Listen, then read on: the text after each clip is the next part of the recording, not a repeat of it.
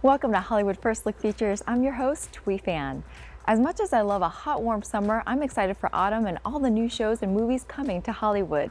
We have a lot of entertainment news coming your way, including a chance to find out more from the cast of Abominable with Kira Lynn. We'll also take you to another galaxy to the Saturn Awards and find out who won big with Rick Hong. And we'll talk to the star of Fox's upcoming series, Almost Family, Emily Osment, and why that title means more than you think. But first, let's get started on this week's Hollywood news. Fall is just around the corner, and you know what that means. Leaves start to fall, the air gets chilly, and Frozen 2 trailer drops. Walt Disney Animation Studios revealed a new trailer for the animated feature that journeys into the Enchanted Forest, revealing more of Anna and Elsa's adventure. Returning to the film is Kristen Bell and Idina Menzel, as well as the Academy Award-winning team of directors Jennifer Lee and Chris Buck.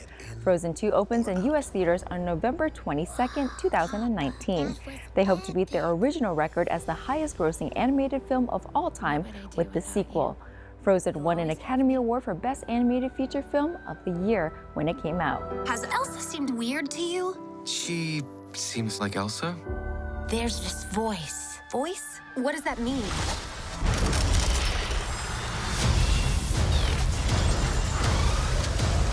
Head for the cliffs! I'm gonna blow! I've got you! The kingdom is not safe. Find who is calling to you. They may have answers. I'm going with you. Anna? No. Excuse me, I climbed the North Mountain, survived a frozen heart, and saved you from my ex-boyfriend, so, you know, I'm coming. That's normal. Where are we? How did you get in the forest? The mist parted for us. Impossible. Where did you learn magic?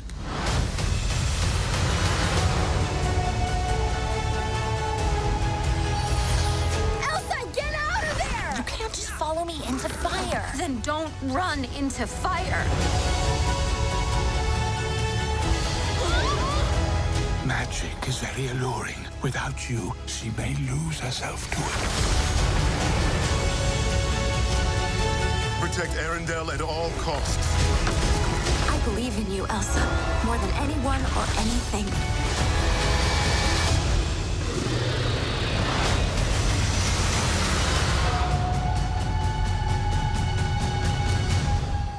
Question. Is the whole putting us in mortal danger going to be a regular thing?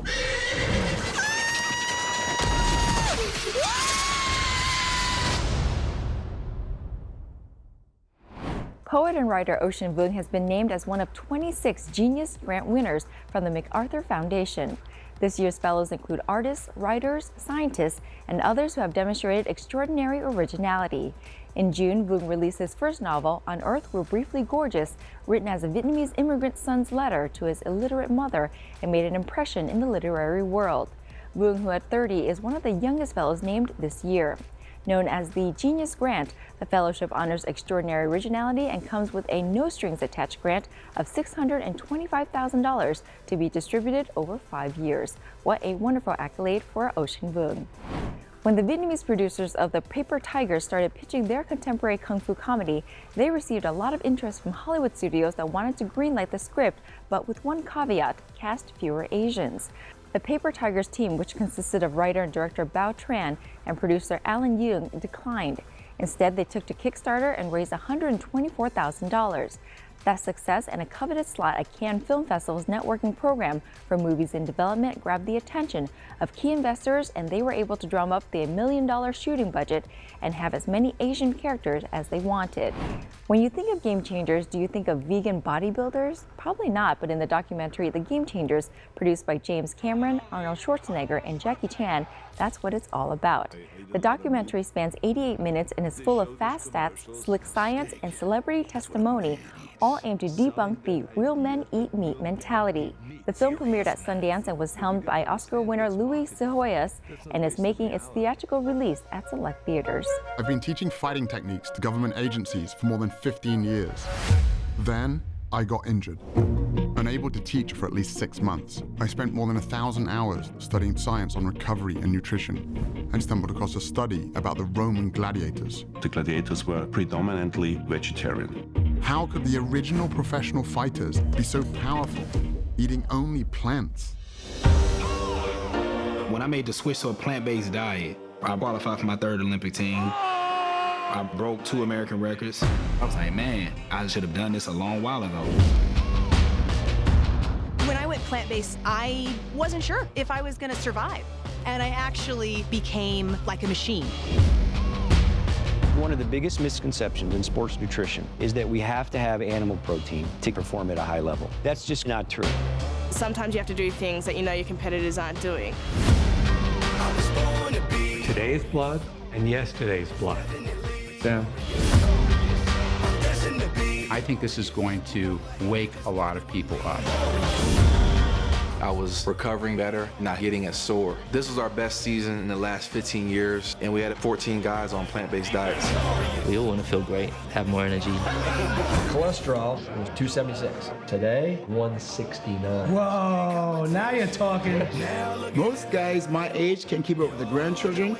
My grandchildren can't keep up with me.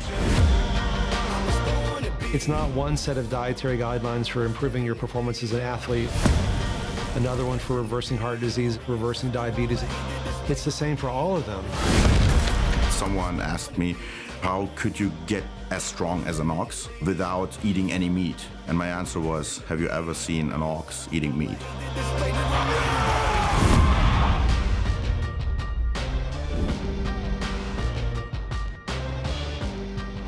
You know Asian Americans are on the map when you see them getting roles in mainstream media and when People magazine releases a list of 15 Asian American rising stars to look out for.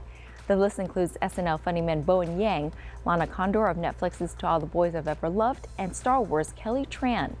Also in that list is Awkwafina, Marvel's Shang-Chi lead Simu Liu, Riverdale's Charles Melton, Jake Choi, and Lyrica Okano. For the full list and what got them there, go to www.people.com.